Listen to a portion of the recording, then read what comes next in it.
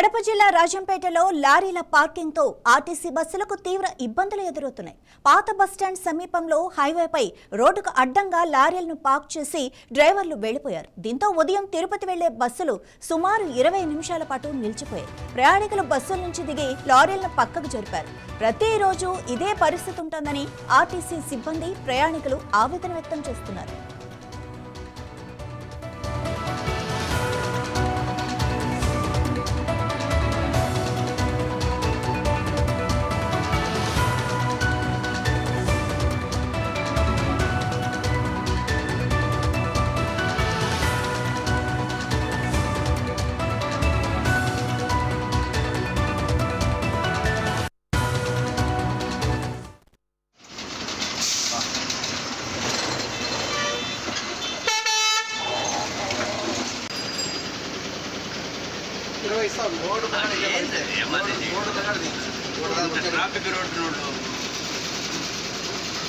బండి తర్వాత పెట్టుకోండి, వరుసగా లైన్లో పెట్టాడా.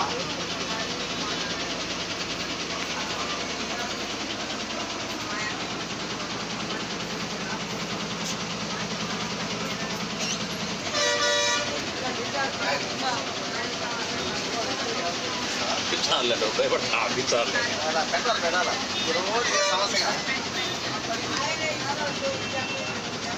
బండి తర్వాత ఒకటి పెట్టుకో, ఇబ్బంది లేకుండా బయట మనకి నా సైడ్ లోపల